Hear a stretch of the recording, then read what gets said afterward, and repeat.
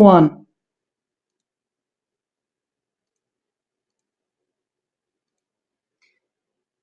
Okay, so this is part 2 of your ionic compound writing formulas for ionic compounds. And so we're focusing right now on binary ionic compounds. And we will also look at a couple of formulas that have polyatomic ions in them, and they're referred to as tertiary ionic compounds.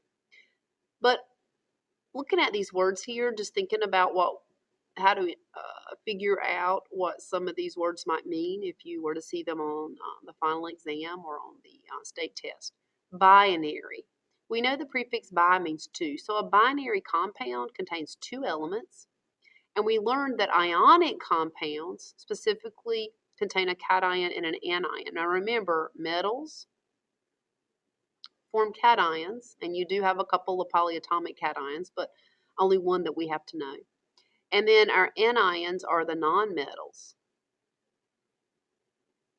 Or you do have a lot of anions that are polyatomic. But right now we're focusing on the binary ionic compounds, which would not contain a polyatomic ion. There's some steps that we use to write the formulas. And this is what we're going to learn about, how to write a formula for an ionic compound. And we call this the crisscross method, and you'll see why in just a second. The first step is to write your symbols side by side using the crisscross method. Remember, you always write your cation first. That is extremely important to remember. You always write your cation first, the positive ion first, or the metal first. So you write your symbols side by side, making sure that your metal ion is first. The second thing you're going to do is you're going to label the appropriate charges, and you're going to need to refer to your periodic table to do that using the charge patterns that we learned from the last unit.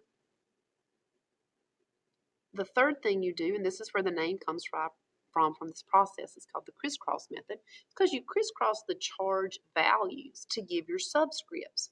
So when it says charge values, you do not bring the sign down, the positive or the negative. You only bring the number down. So if it's a +2 charge you labeled, you would bring the 2 down. You would cross it over to the other element as a subscript. If it was a -3, you would cross down just a 3 as a subscript to the opposite element. That's where your subscripts come from. The fourth thing that you would do is you want to check your subscripts to make sure the overall charge is 0. Remember, ionic compounds, all compounds are neutral, so they have to have an overall charge of 0. Lastly, make sure that the numbers that you crisscrossed, when you crisscrossed your charge values, make sure they're in their lowest whole number ratio. The subscripts must be in the lowest whole number ratio. So if possible, you need to reduce, and we'll look at a couple of examples of that. So on your notes sheets, you will see that we have 6 examples we're going to go through and practice with. So you'll need your periodic table out to refer to, and maybe your polyatomic ion list as well, because I do have one on here that, actually 2 that have a polyatomic ion. All right, so we're going to remember the crisscross method. You write your symbols side by side, you label your charges, you crisscross your charges, and then you check to make sure that it's reduced and that it's neutral. So write your symbols side by side with the aluminum oxide. So we can tell from the name that you have aluminum, so Al, and oxide is oxygen. Remember from the notes or from the homework, from the bookwork, the second element, the nonmetals, are always named with the root name of the element and then change the ending to IDE. So this is oxygen. All right, so aluminum, look in the periodic table. He is in group 3A, so his charge is a +3. So we're labeling our charge value here, +3. Oxygen, find him. He's in group 6A. He's going to be a -2 charge. Now, so we've put our symbols side by side. We've labeled our charges. Now we're going to crisscross. Now the crisscross is probably the most commonly mistaken part of how to write these formulas. So you crisscross. The 2 will come down as a subscript to aluminum. Just bring the 2 down, not the negative. The 3 crosses down to oxygen to give the subscript for oxygen. So you cross the 2 down, and the 3 down, but you crisscross them. So oxygens brings a 2 down to aluminum to give 2 aluminums.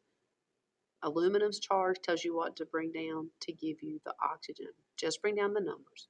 So you get Al2O3. So this is what I would call the scratch work. And eventually you'll be able to do this in your head. But when you crisscross here, now you cannot reduce the 2 and the 3. You can't reduce that. So that's the lowest whole number ratio. So your final answer would be Al2O3, aluminum oxide. Its formula is Al2O3. Now, I do want to talk for just a minute about how you interpret this. This formula, remember, this subscript means you have 2 aluminums. Now, you have 2 aluminum ions. Remember, we labeled the charge. This is 2 aluminum ions. Ionic compounds consist of ions. So the charge is there. We just don't write it in the formula. So if you were to have 2 aluminum ions, you would write literally Al3 plus, Al3 plus. And then this formula tells me I have 3 oxide ions. So remember, oxygen has a -2 charge. So O -2, O -2, O -2. To make this neutral, I would have to have 2 aluminum ions and 3 oxygen ions. Now let's add up these charges and see what the overall charge is. Now, I'm only going to do this for this one. I'm trying to show you why we don't bring the sign down here. So if you add up the total positive charge here, 3 plus 3 gives you a +6 from both aluminums. And now add up these -2 charges. There's -2 plus -2 plus -2. That's going to be a -6 overall. -2, -4, -6. Now, -6 and a +6 equals 0. So this compound is neutral when you put them in the right ratio. Al2O3 is your formula for this ionic compound. Let's look at example 2. We have calcium, Ca. Now, this is hydroxide. Now, one reason it's very important that you memorize your polyatomic ions is you've got to be able to recognize when you have a polyatomic ion. If you look at your polyatomic ion sheet, hydroxide is a polyatomic ion. So when you have a polyatomic, you want to put its symbol in parentheses when you're writing its formula when you're starting off. So calcium goes first. That's my symbol for calcium. Hydroxide symbol is OH. It's an oxygen and a hydrogen. Write them side by side. So there's your symbols. Now label your charges. Look to the periodic table and find calcium. Calcium is in group 2A. He has a +2 charge. Hydroxide. This is why you memorize your formula. The formula is OH, and if you look at the charge, he has a -1 charge overall. So we have a +2 for calcium, a -1 for hydroxide. So we're going to crisscross our charge values. The 1 comes down here, and the 2 crisscrosses down here outside of the parentheses. So the 2 cross down, the 1 cross down. Remember, you do not bring the signs, just the numbers. So that means your final answer would be Ca, and it's an understood one. You don't have to write it, but it's okay to write it if there's only one. So Ca, OH. You do have to keep the parentheses here because there's a 2 outside the parentheses. There's 2 hydroxides and 1 calcium. So this will be your final answer for calcium hydroxide. All right, let's look at example 3, potassium and iodide. Potassium, put your symbol for potassium. Put your symbol for iodine. Label your charges. Potassium is in group 1A. He has a +1 charge. Iodine is in group 7A. He has a -1 charge. Now again, these charges come from the charge pattern that we learned. So refer to your periodic table. Now notice these already equal 0. +1 -1 equals 0. That means if you were to crisscross, you'd cross a 1 and a 1. And so you'd have 1s for your subscript. So it's a 1-to-1 ratio. Ki is your answer for potassium iodide. Again, you do not have to write the 1s if the subscript is a 1. It's understood. But it's certainly okay to include it. If you wanted to put the 1s, it's okay. Barium oxide. Barium oxide. So put your symbols side by side, Ba and O. Label your charges. Barium's a +2. Oxygen is a -2. Now, if you crisscross your charges here, you bring your 2 down and you bring your 2 down. Notice these 2's can be reduced. So you divide, because you got to have them the lowest whole number ratio, and it's a 1-to-1. So BaO would be your answer.